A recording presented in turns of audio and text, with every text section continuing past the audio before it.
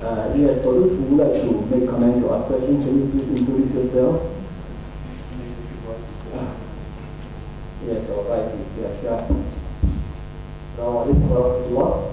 My name is Bashir Al-Hamadi. I'm studying in UAE for Nigeria. My question to Brother Ibrahim, Jazakallah khairan for the thoughtful reading of the Allah Wadi, is for as a European, how do you see the prospect or the future of Islam in the West, considering the situation of the Muslims today, and also considering the internal conflicts we are having, as you cited, even in the West?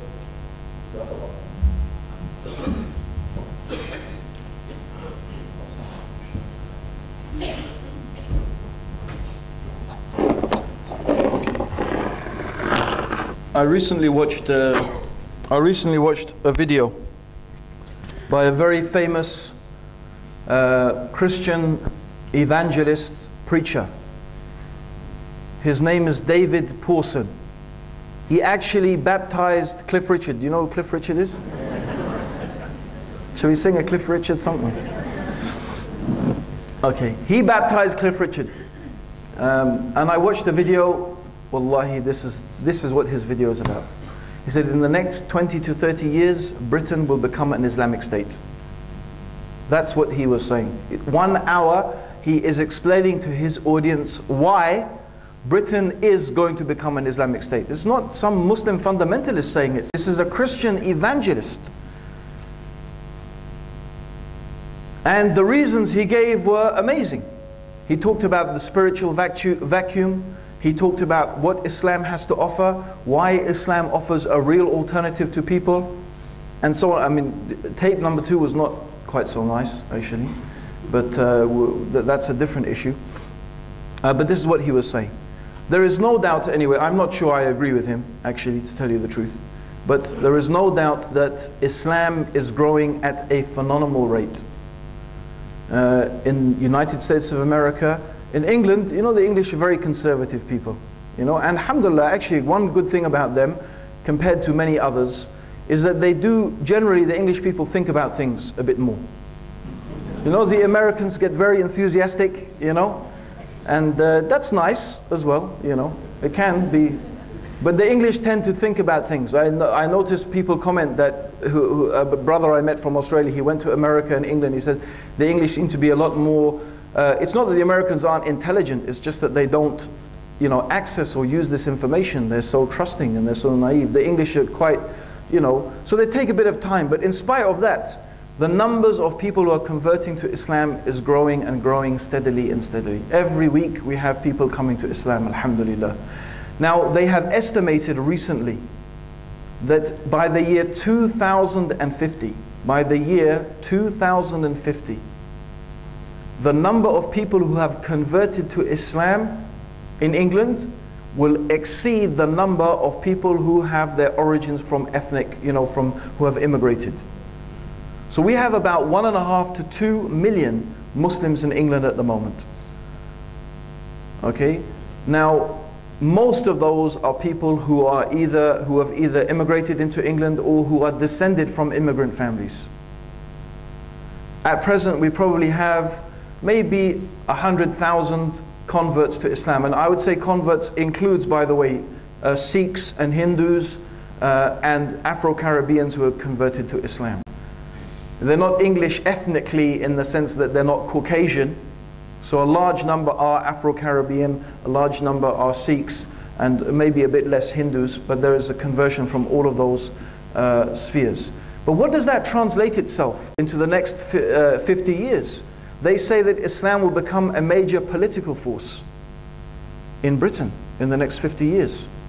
Not only that, France. Now, if you want to really know what's going on in France with the hijab, and alhamdulillah, I was so happy to see our sisters in Malaysia, pictures of them demonstrating here, alhamdulillah, about the ban in hijab.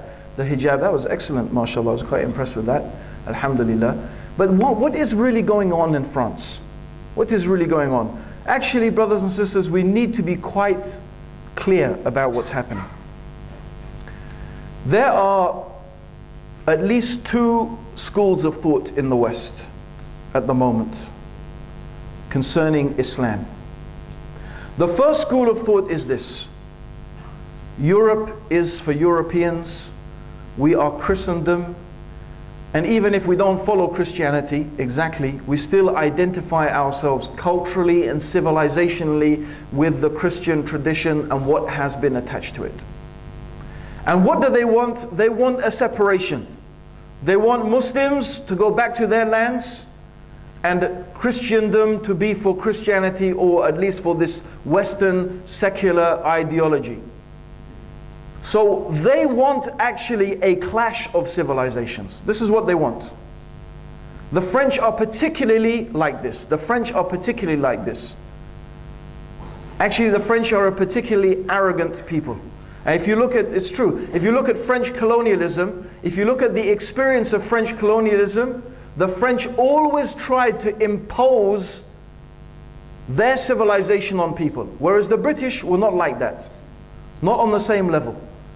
The British colonialization usually was working with and sort of a type, especially in India. There was many years when the British were in India where there was a very strong mixing between the British and the native Indian population, even to the extent of intermarriages.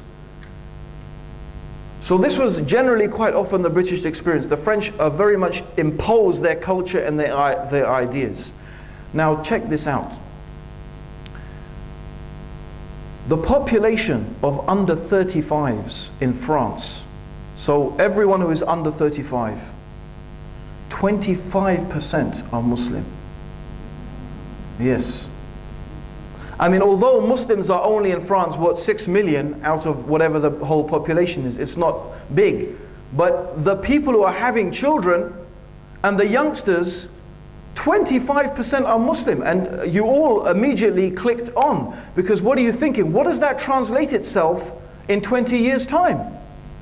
What does that translate itself into? And you see why they're panicking. You see now why they want to force them to, as they call, integrate. They want to force it upon them. And they really, when they say that their secularism is under threat, that's really the truth. Not only they look at their whole way of life is under threat, that's what they imagine.